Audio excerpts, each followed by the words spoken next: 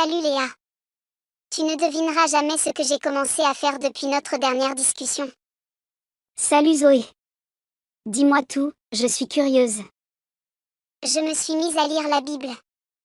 Comme tu me l'avais suggéré, j'ai pensé que ce serait intéressant, et honnêtement, je suis ravie de l'avoir fait.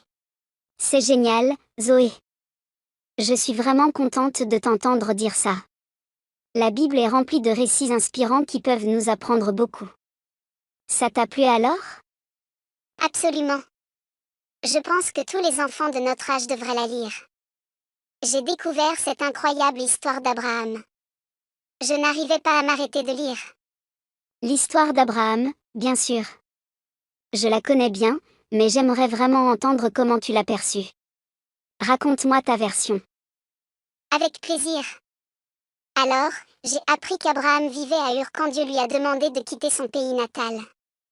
Tu sais, ça devait être tellement difficile de laisser derrière lui tout ce qu'il connaissait pour aller vers une terre inconnue, cette terre promise par Dieu. Oui, c'est exactement ça. Et ce qui est incroyable, c'est comment Abraham a obéi sans hésiter. Il a pris sa famille, toutes ses affaires, et est parti en voyage vers un endroit qu'il ne connaissait même pas. Tu imagines la confiance immense qu'il devait avoir? Absolument. La foi d'Abraham était vraiment impressionnante. Et puis, quand Dieu lui a promis qu'il deviendrait le père d'une grande nation, il a cru vraiment en cette promesse même s'il n'avait pas encore d'enfant. Il a dû être tellement patient. Oui, surtout que cette promesse a pris du temps à se réaliser. Sa foi n'a jamais faibli, même pendant les longues années d'attente. Et finalement, Isaac est né. Quel beau moment ce devait être pour lui de voir cette promesse se concrétiser. C'est tellement inspirant. Surtout quand on réalise à quel point il a dû faire preuve de foi même après la naissance d'Isaac, lorsque Dieu lui a demandé de l'offrir en sacrifice. C'est au-delà de ce qu'on pourrait imaginer. Exactement, et pourtant Abraham était prêt à obéir, croyant que Dieu savait mieux que lui. Cette confiance totale est la raison pour laquelle Abraham est souvent appelé le père de la foi. C'est une véritable leçon sur ce que signifie réellement faire confiance à Dieu. Waouh, ça me touche vraiment. Je n'avais pas réalisé l'immensité de sa foi avant de lire cette histoire. Cela me donne envie de continuer à explorer la Bible et découvrir d'autres histoires aussi puissantes et pleines de leçons. Et tu as raison de vouloir continuer. La foi, comme celle d'Abraham, nous enseigne que, même en face d'épreuves ou d'incertitudes, il faut avancer avec confiance. La Bible est pleine de sagesse et de récits inspirants. Je suis certaine que tu découvriras encore beaucoup plus. Merci, Léa. Tes explications me motivent vraiment à lire davantage et à apprendre. J'ai hâte de partager mes prochaines découvertes avec toi. J'ai vraiment hâte d'entendre tes prochaines découvertes, Zoé. Chaque histoire a quelque chose d'unique à offrir, et les interpréter ensemble est toujours enrichissant. Je suis d'accord. Même en peu de temps, j'ai déjà l'impression d'en apprendre tellement, non seulement sur les personnages, mais aussi sur des valeurs qui sont importantes à vivre au quotidien. Exactement, ces récits sont intemporels et peuvent nous guider dans notre vie de tous les jours.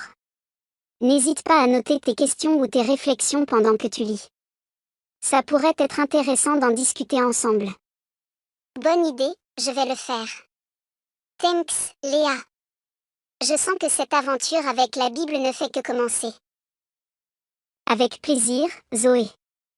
Et n'oublie pas, je suis toujours là pour en parler quand tu veux. Bonne lecture. Et voilà, chers amis, l'histoire d'Abraham touche à sa fin, mais son héritage de foi et d'obéissance continue de marquer des générations entières. En réfléchissant à son incroyable parcours, on prend conscience que faire confiance à la vie, même lorsque le chemin semble incertain, peut mener à des bénédictions et des transformations inespérées. Abraham nous enseigne qu'il est parfois nécessaire de quitter notre zone de confort, de faire face à l'inconnu avec courage et de croire en une promesse, même lorsqu'elle semble impossible à réaliser.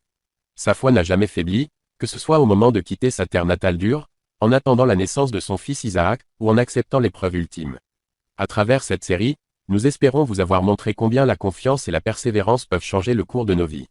L'histoire d'Abraham nous rappelle que, même dans les moments d'incertitude, nous pouvons avancer avec une foi résolue, sachant que chaque pas nous rapproche un peu plus de la promesse qui nous a été faite. Merci d'avoir suivi cette histoire avec nous. Nous avons adoré explorer ces récits inspirants et espérons qu'ils vous ont autant touché et inspiré. Nous aimerions vraiment connaître vos avis. Qu'avez-vous pensé de cette série?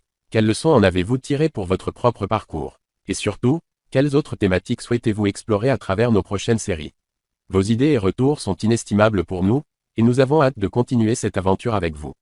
Restez connectés, chers lecteurs, car de nouvelles histoires captivantes et pleines de sagesse sont à venir.